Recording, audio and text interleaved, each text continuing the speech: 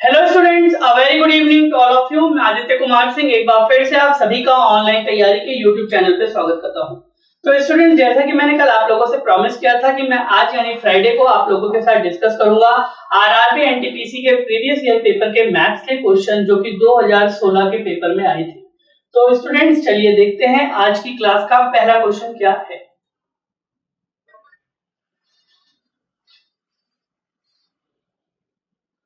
Student, first question में आप लोगों के लिए दिया हुआ है data, there are 90 coins comprising of 5 and 10 paisa coins. The value of all the coins is ₹7. How many 5 paisa coins are there? 5 और 10 पैसों के सिक्कों के 90 सिक्के हैं, मतलब टोटल हमारे पास 90 सिक्के हैं। उसमें से कुछ सिक्के 5 रुपए के 5 पैसे के हैं और कुछ सिक्के हैं 10 पैसे के। सिक्कों का मूल्य 7 रुपए है। सिक्कों की जो टोटल कीमत है 90 सिक्कों की, ये 7 रुपए है। इसमें 5 पैसे के कितने सिक्के हैं हमें ये बताना है। तो चलिए स्टूडेंट, देखते हैं इस क्वेश्चन को किस तरीके से हम सॉल्व करेंगे। क्वेश्चन देखो, यहां पे मान लिया लेट नंबर ऑफ 5 पैसा कॉइन्स बी x, यानी कि हिंदी वाले यूजर्स के लिए लिखूं तो 5 पैसों के सिक्कों को हमने क्या माना, 5 पैसे के सिक्कों को माना x। कुल सिक्के कितने हैं हमारे पास, देखो टोटल कॉइन्स, यानी कि स्टूडेंट्स अगर मैं बात करूं हमारे पास जो कुल सिक्के हैं, कुल सिक्के कितने हैं हमारे पास 90। अगर 5 पैसे के सिक्के x हो गए और कुल सिक्के मेरे पास 90 हैं, तो मेरे पास 10 पैसे के कितने सिक्के होंगे, 10 पैसा कॉइन्स, यानी 10 पैसे के सिक्के कितने हो गए। देखो स्टूडेंट, 10 पैसे के सिक्के कितने हो गए, 90 टोटल है। 90 में से x घटा दूंगा तो 10 पैसे के सिक्के आ गए। ठीक, अब एक चीज देखो स्टूडेंट, आपको क्वेश्चन में क्या दिया हुआ है कि टोटल सिक्कों की कीमत है 7 रुपए। एक चीज देखो, अगर टोटल वैल्यू दी हुई है 7 रुपए, तो स्टूडेंट मैं ये कह सकता हूं ये 700 रुपए किसके बराबर होंगे, 700 पैसे के बराबर। टोटल वैल्यू यानी कि कुल कीमत, कुल कीमत कितनी दी हुई है 7 रुपए, यानी कि कितने हो गए 700 पैसे हो गए। क्योंकि 1 रुपए के बराबर, 1 रुपए में कितने पैसे होते हैं, 1 रुपए में होते हैं 100 पैसे। 1 रुपए बराबर होते हैं 100 पैसे, यानी 700 पैसे हो गए हमारे पास पैसे। यहाँ पे भी लिख दिया मैंने, 1 रुपए में होते हैं 100 पैसे। अब अगर मैं क्वेश्चन के हिसाब से ही सॉल्व करूं इसको, देखो स्टूडेंट्स क्या है, क्वेश्चन में क्या रहता, 5 पैसे के x सिक्के हैं मेरे पास, प्लस 10 पैसे के कितने सिक्के हैं 90 माइनस x। 5 पैसे के x सिक्के हैं, 10 पैसों के कितने सिक्के 90 माइनस x, और ये कितने बराबर है, कुल बराबर है 7 रुपए, यानी कि मैं इसे लिख सकता हूँ 700 पैसे। इसको सॉल्व कर लो, 5x प्लस 900 माइनस 10x बराबर कितना हो गया स्टूडेंट 700। ये 900 इधर चला जाएगा, देखो क्या हो गया 5x माइनस 10x, इसको मैं लिख सकता हूं minus 5x equal to 700 minus 900, 700 minus 900। देखो इसको मैं यहां पे सॉल्व कर देता हूं आप लोगों के लिए। इसके बाद यहां पे गए, देखो 5x माइनस 10x था, इसको मैंने लिख दिया कितना माइनस 5x। ये 900 उधर चला जाएगा, यानी 700 माइनस 900 तो कितना हो गया माइनस 200। तो माइनस 5x बराबर, तो x बराबर कितना हो गया माइनस 200 बटे में माइनस 5, यानी कि x की वैल्यू क्या आ गई 40। यानी 5 पैसे के सिक्के कितने हो गए, 5 पैसे के सिक्के हो गए स्टूडेंट 40। और अगर अभी इसी क्वेश्चन में मैं थोड़ा सा चेंज और कर दूं, अगर मैं आप लोगों से ये पूछ लेता, अच्छा ठीक है ये भी बता दो कि 10 पैसे के सिक्के, 10 पैसे के सिक्के बता दो, तो 10 पैसे के कितने सिक्के हो जाते हैं 90 माइनस 40, यानी कि 50। तो स्टूडेंट्स ये क्वेश्चन मैंने आप लोगों को बताया, पूरा बेसिक समझा दिया कि क्वेश्चन आप लोगों को एग्जाम में कहीं भी आप लोगों से कोई गलती ना हो। मैं फिर से एक बार ये क्वेश्चन आप लोगों को बता देता हूं ताकि एक बार अगर किसी स्टूडेंट को नहीं समझ में आया तो दोबारा से भी समझ में आ जाएगा। देखो 5 पैसे के सिक्कों को मैंने मान लिया x, ठीक। कुल सिक्के यानी कि टोटल कॉइन्स थे मेरे पास 90। 10 पैसे के सिक्कों को मैंने मान लिया 90 माइनस x।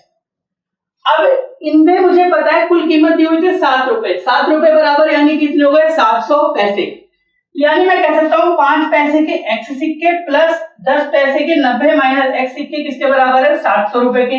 इसको सॉल्व करोगे तो आ जाएगा आपका आंसर 40। अब ये तो था बेसिक। अब इसी क्वेश्चन को अगर एग्जाम में जल्दी करना है तो मैं एग्जाम में जल्दी किस तरीके से कर सकता हूं ये क्वेश्चन। तो चलिए स्टूडेंट देखते हैं।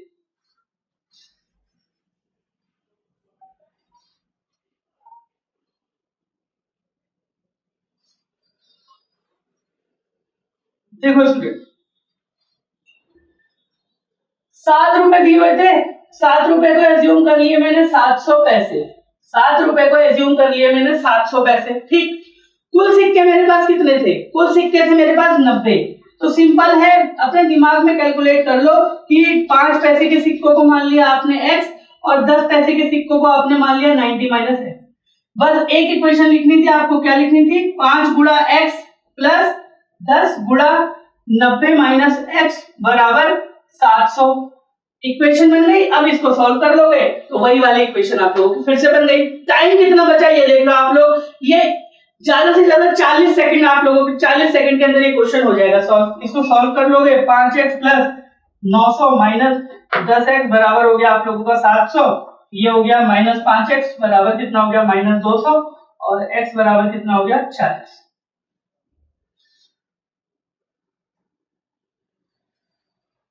x बराबर हो गया स्टूडेंट कितना 40। और इसी में 10 पैसों का सिक्का, जैसे मैंने पहले बताया 10 पैसों के सिक्के पूछ लेता तो इसे कर देते 90 माइनस 40 50। तो यानी इस क्वेश्चन का आंसर क्या होगा हमारा ऑप्शन नंबर सी यानी कि 40। 5 पैसे के कितने सिक्के हैं, 5 पैसे के हमारे पास सिक्के हैं 40। तो चलिए स्टूडेंट देखते हैं आज का अगला क्वेश्चन।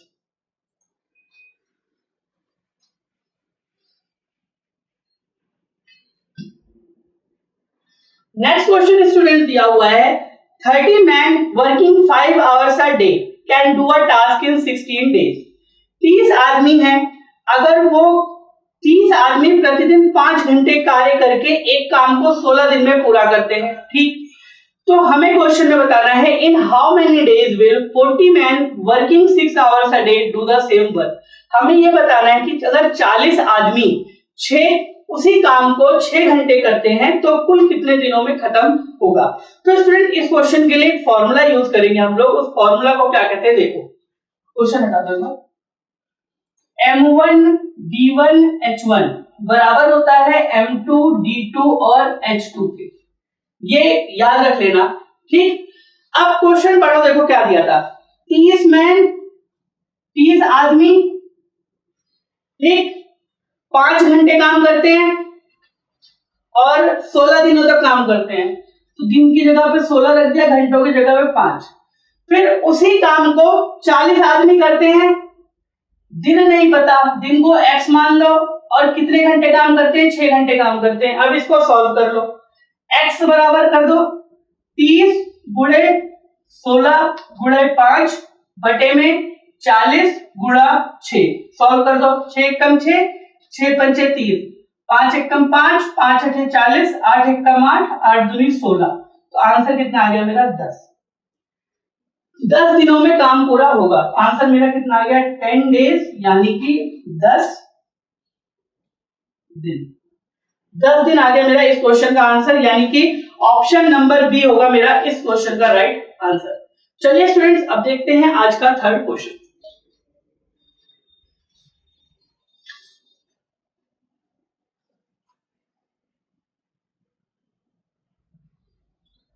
देखिए थर्ड क्वेश्चन में क्या कहा गया है, बोट एंड स्ट्रीम का क्वेश्चन है।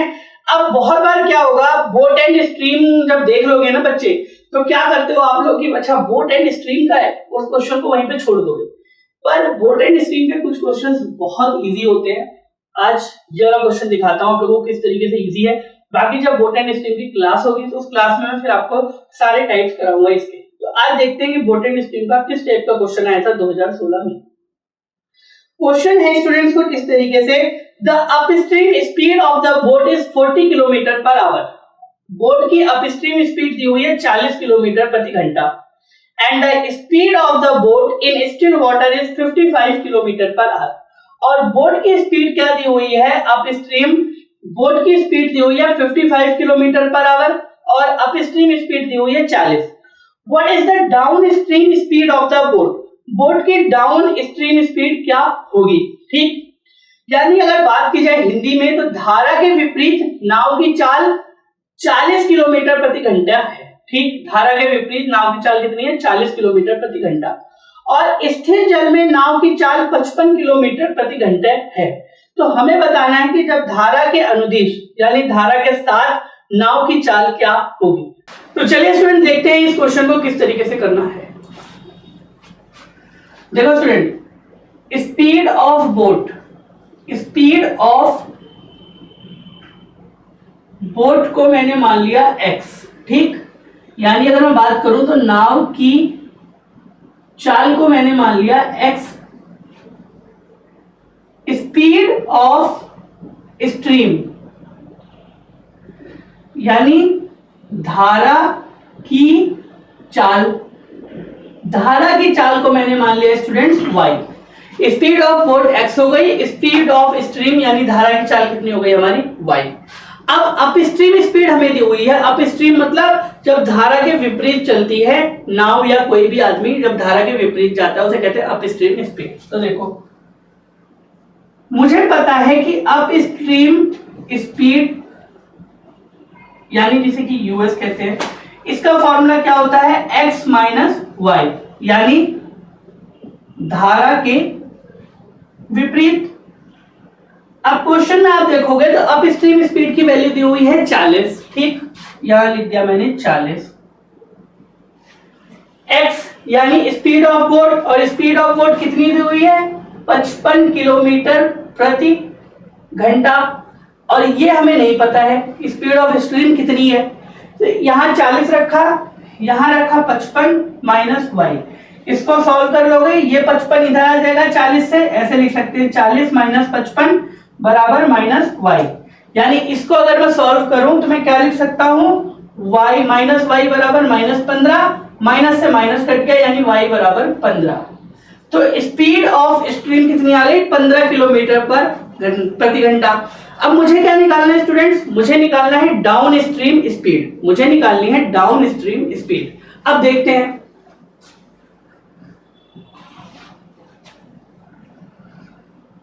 डाउन स्ट्रीम स्पीड दिख जाएगा आपको। डाउन स्ट्रीम स्पीड का फॉर्मूला क्या होता है x plus y. Downstream speed का फॉर्मूला होता है x प्लस वाई, यानी डाउन स्ट्रीम स्पीड क्या हो गई, धारा के साथ x प्लस वाई। x कितना दिया हुआ है 55 किलोमीटर प्रति घंटा, 55। y कितना दिया हुआ है स्टूडेंट्स, y दिया हुआ है 15, तो यहां पे लिख दिया 55 प्लस 15 यानी कि कितना हो गया 70 किलोमीटर प्रति घंटा। तो ये हुआ हमारा आंसर, यानी कि अगर बात करो स्टूडेंट ऑप्शन नंबर बी है हमारा करेक्ट आंसर। ये क्वेश्चन मैं फिर से एक बार आप लोगों को समझा देता हूं। देखिए क्या था, स्पीड ऑफ बोट दी हुई थी x 55 किलोमीटर प्रति घंटा, स्पीड ऑफ स्ट्रीम हमें पता नहीं है, और स्टूडेंट अप स्ट्रीम स्पीड दी हुई थी हमें क्वेश्चन में। अप स्ट्रीम स्पीड क्या होती है, जब धारा के विपरीत चलती है, मतलब अगर विपरीत मतलब अगर बात करूं मैं, मान लो स्पीड ऑफ स्ट्रीम इधर है, नदी इधर की तरफ ऐसे ऐसे फ्लो कर रही है, पर जो नाव थी नाव इस दिशा में जा रही है, तो ये क्या हो गया अप स्ट्रीम स्पीड हो गई। और इसका फॉर्मूला क्या होता है x माइनस वाई, यानी कि speed of boat minus speed of stream. कई जगह आपको u माइनस बी भी मिल जाएगा फॉर्मूला, अगर बुक्स में अलग अलग पैरामीटर होते हैं, x माइनस वाई मान लिया, किसी ने a माइनस बी मान लिया। ठीक, अब इस फॉर्मूला में मैंने वैल्यू रख दी, अप स्ट्रीम स्पीड दी हुई थी 40, x की वैल्यू दी हुई थी 55 माइनस y रख दिया मैंने। ठीक, इसको जब मैंने सॉल्व करा मैंने पूरा बता दिया सॉल्व करके, तो y बराबर कितना आ गया 15। ठीक है, स्पीड ऑफ स्ट्रीम आ गई 15। मुझे पता है डाउन स्ट्रीम स्पीड यानी धारा के साथ का फॉर्मूला क्या होता है x प्लस वाई, यानी कितना हो गया 55 प्लस 15, 55 प्लस 15 कितना हो गया स्टूडेंट 70 किलोमीटर पर आवर होगा मेरा इस क्वेश्चन का राइट आंसर। अब ये तो था स्टूडेंट बिल्कुल बेसिक से, एग्जाम में आएगा टाइम किस तरीके से बचाओगे, चलो अब देखते हैं।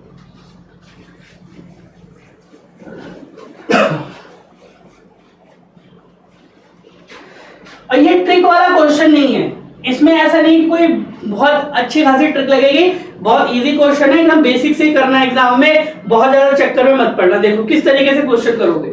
अप स्ट्रीम स्पीड दी हुई है, अप स्ट्रीम स्पीड का फॉर्मूला क्या होता है पता है मुझे? स्पीड ऑफ बोट को मतलब यहाँ पे x मतलब है स्पीड ऑफ बोट और y मतलब है स्पीड ऑफ स्ट्रीम। ये दी हुई थी वैल्यू 40, स्पीड ऑफ बोट दी हुई है 55 माइनस वाई, स्पीड और स्ट्रीम निकाल लो, इसको सॉल्व कर लोगे तो कितना आ जाएगा, y बराबर आ गया 15। ठीक, अब मुझे निकालनी डाउन स्ट्रीम स्पीड यानी x प्लस वाई, तो x दी हुई है 55, y दी हुई है 15, तो 55 और 15 को मैंने जोड़ दिया तो मेरा आंसर क्या आ गया स्टूडेंट, 70 किलोमीटर प्रति घंटा आ गया मेरा आंसर। तो देखा आप लोगों ने, मैंने बताया है आप लोगों को, तब भी 30 से 35 सेकंड के अंदर सॉल्व हो गया। अगर आप एग्जाम में खुद करने जाओगे तो 20 से 25 सेकंड के अंदर या ज्यादा से ज्यादा 30 सेकंड के अंदर आप इस क्वेश्चन को कर ले जाओगे। बस फॉर्मूला याद रखना, स्पीड अप स्ट्रीम स्पीड का फॉर्मूला क्या होता है x माइनस वाई, और डाउन स्ट्रीम स्पीड का फॉर्मूला होता है x plus y. Upstream speed मतलब क्या होता है, देख लो एक बार इसका भी कॉन्सेप्ट बता देता हूं थोड़ा सा, फिर बाकी जब क्लास कराऊंगा पूरी तब एकदम ढंग से बताऊंगा। देखो ये मान लो स्ट्रीम है, ये है स्पीड ऑफ स्ट्रीम यानी किसकी, धारा की चाल, और नाव हमारी जा रही है इस तरीके इस दिशा में यानी स्पीड ऑफ बोट यानी नाव की चाल।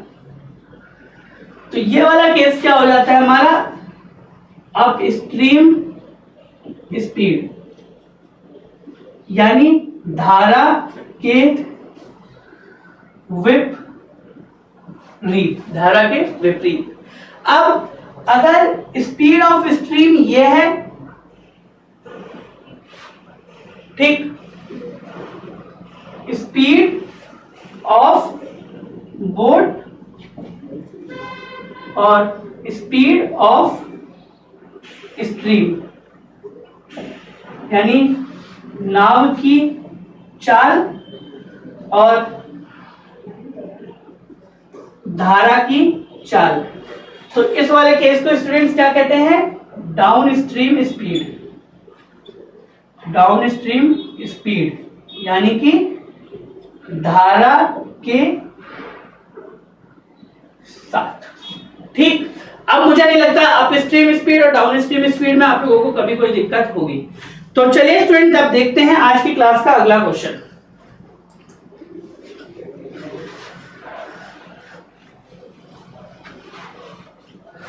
क्वेश्चन नंबर 4 में कहा है students, if 3 numbers are in the ratio 2:3:5, 3 number दिए हुए हैं और इन 3 नंबर का अनुपात है 2:3:5, ठीक, and the twice their sum is 100, और इन नंबरों का जब जोड़ने के बाद उसको दुगना किया जाता है तो उन नंबरों का जोड़ कितना आता है, 100, ठीक।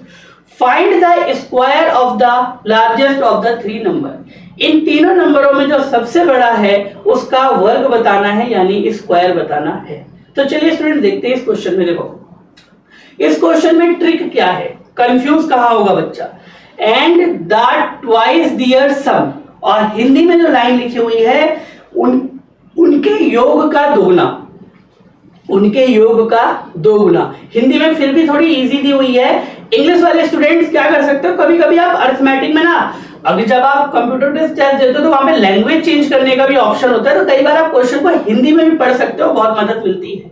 तो चलिए देखते हैं, क्वेश्चन बहुत इजी है, कैसे करना है इस क्वेश्चन को। देखो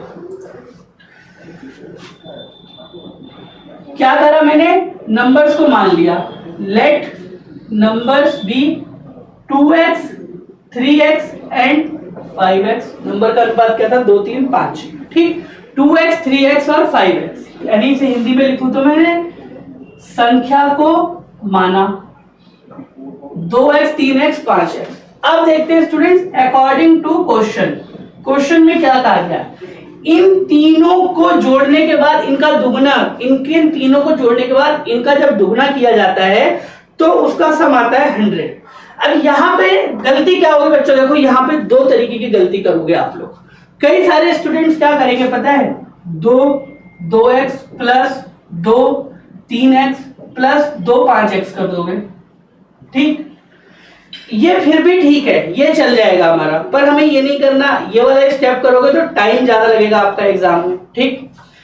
बहुत सारे स्टूडेंट्स क्या करेंगे, उन्हें ये समझ में आएगा कि 2x 3x और 5x, वो क्या कर देंगे 100 को 2 गुना कर देंगे, वो कर देंगे 100 को 2 गुना, तो ये हो जाएगा स्टूडेंट्स गलत।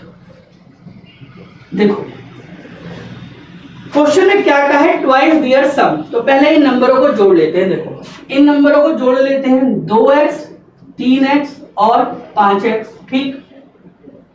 अब इनका कर दिया मैंने 2 गुना और इसका जोड़ कितना है 100।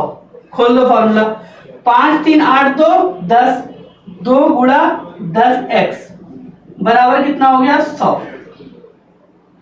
तो x बराबर कितना हो गया 100 बटे में 2 गुणा 10, 10 से 10 कट गया, यानी 10 दूनी 20 और ऊपर कितना आ गया 5, तो x बराबर आ गया 5।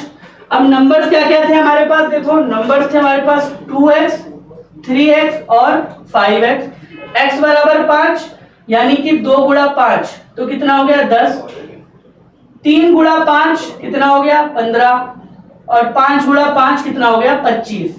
अब क्वेश्चन में पूछा है हमसे कि जो सबसे बड़ा नंबर है उसका वर्ग क्या होगा, तो स्टूडेंट सबसे बड़ा नंबर था 25 और 25 का स्क्वायर होता है 625, तो मेरा इस क्वेश्चन का आंसर आ गया 625, यानी कि ऑप्शन नंबर बी होगा मेरा इस क्वेश्चन का राइट आंसर 625। अब एग्जाम में कैसे करोगे क्वेश्चन, देखो ये तो एकदम बेसिक बता दिया मैंने। एग्जाम में क्या करोगे, करना इसी तरीके से, पर वहां पे ये नहीं लिखना let x according to question, ये सब कुछ नहीं लिखना। एग्जाम में बताता हूं कैसे करना है। देखो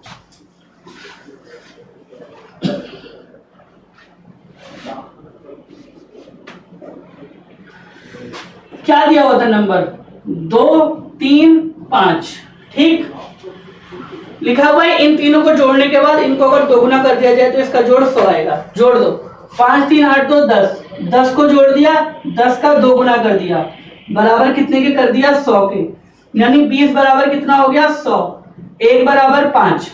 सबसे बड़ा कौन सा है इसमें से, सबसे बड़ा है इसमें से 5, तो 5 बराबर कितना हो गया 5 गुणे 5, यानी 5 बराबर 5 25, और इस 25 का स्क्वायर निकाल देना, आ जाएगा 625। बस खत्म, इतनी जल्दी ये क्वेश्चन करना था आपको एग्जाम में। अब चलिए देखते हैं आज का अगला क्वेश्चन।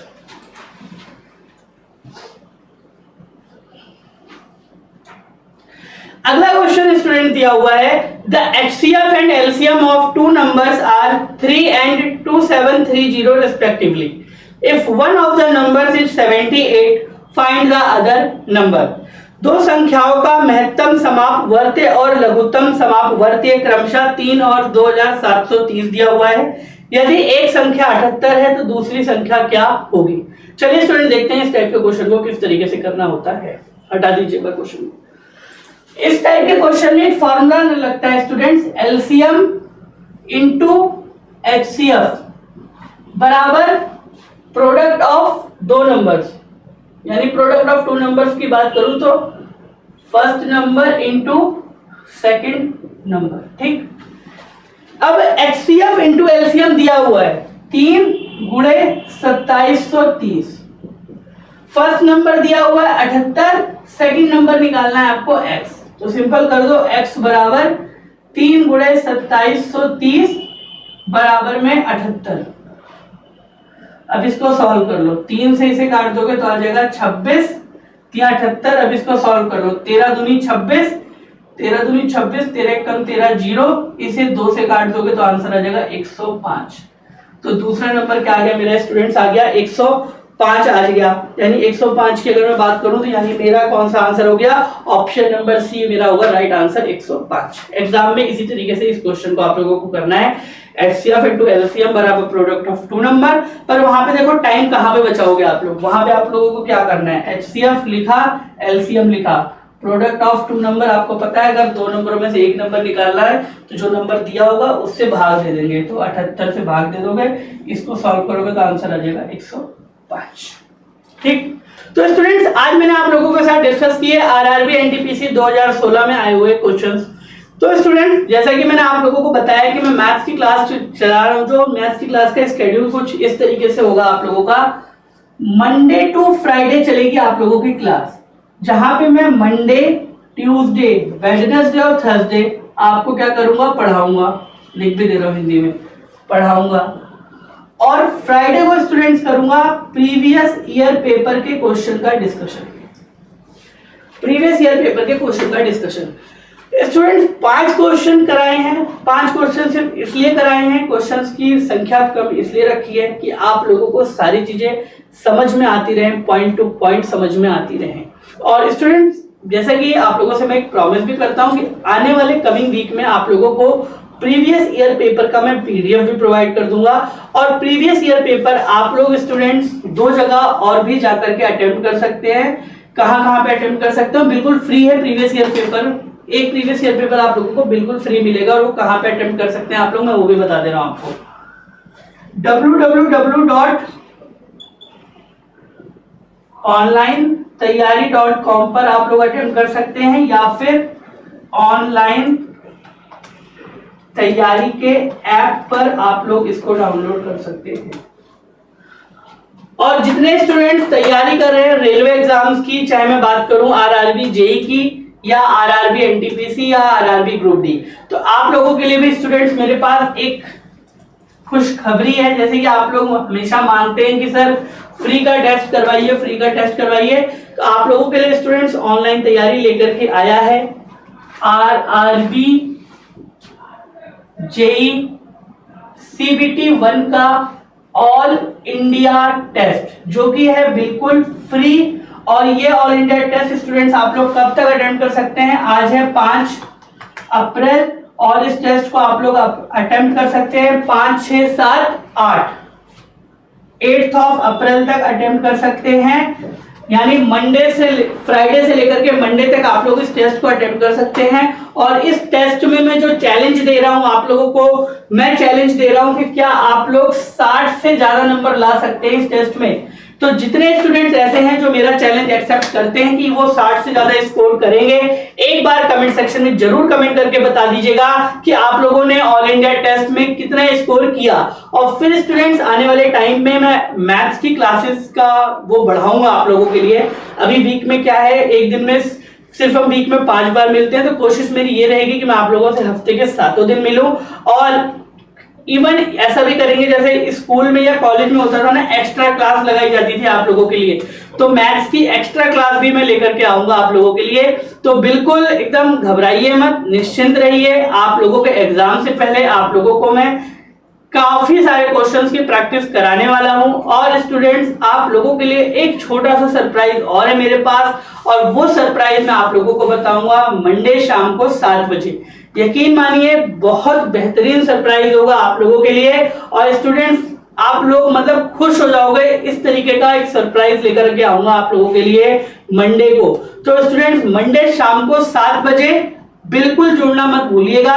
और फिर मंडे को हम परसेंटेज के क्वेश्चन करेंगे, जो पास फेल वाले क्वेश्चन होते हैं परसेंटेज के, वो वाले क्वेश्चन करेंगे कि कोई स्टूडेंट फेल हो गया, वहां पे पासिंग मार्क्स पूछा गया। जितने पॉसिबल क्वेश्चन होंगे वो सारे क्वेश्चन करेंगे पास फेल वाले। तो स्टूडेंट मिलते हैं मंडे को शाम को 7 बजे। और स्टूडेंट्स कल सुबह 8 बजे होगी आप लोगों की साइंस की क्विज, तो उस क्विज को भी अटेम्प्ट करना मत भूलिएगा। और मतलब क्विज को मैं डिस्कस भी करूंगा क्वेश्चंस, और उसमें आप लोग क्वेश्चंस को अटेम्प्ट भी कर सकते हैं। और जितने स्टूडेंट्स ने पिछली क्विजेस नहीं देखी है, साइंस क्विज 1 और साइंस क्विज 2, उन दोनों की पीडीएफ में मिल जाएगी डिस्क्रिप्शन बॉक्स में। तो स्टूडेंट्स आप लोग उन पीडीएफ को भी डाउनलोड कर लीजिए और उनके नोट्स बनाना स्टार्ट कर दीजिए। आने वाले एग्जाम्स में, आने वाले वीक्स में मैं अभी क्या करने वाला हूँ, अभी तो साइंस की सिर्फ 3 दिन क्विज हो रही है हफ्ते में, पर जैसे ही थोड़े से स्लॉट खाली होंगे आप लोगों के लिए साइंस की क्विज की फ्रीक्वेंसी बढ़ा दूंगा। और साइंस की भी क्विज आने वाले टाइम पे, यानी अगर आप देखेंगे तो 15-16 अप्रैल के बाद मैं साइंस की क्विज भी हफ्ते में 7 दिन कराने वाला हूं आप लोगों को, मंडे से लेकर के संडे तक। तो ठीक है स्टूडेंट्स, आप सभी को आने वाले एग्जाम्स के लिए पूरी ऑनलाइन तैयारी टीम की तरफ से ऑल द बेस्ट। और स्टूडेंट्स, आज की क्लास कैसी लगी आप लोगों को कमेंट सेक्शन में जरूर कमेंट करके बताइएगा। अगर क्लास अच्छी लगी है तो वीडियो को लाइक कीजिएगा, शेयर कीजिएगा, और जितने भी नए यूजर जुड़े हैं हमारे साथ, आप सभी ऑनलाइन तैयारी के यूट्यूब चैनल को सब्सक्राइब कर लीजिए, ताकि आने वाले एग्जाम्स में आप लोगों को स्टूडेंट बहुत सारी मदद मिलती रहे। आप सभी को आने वाले एग्जाम्स के लिए पूरे ऑनलाइन तैयारी टीम की तरफ से ऑल द बेस्ट।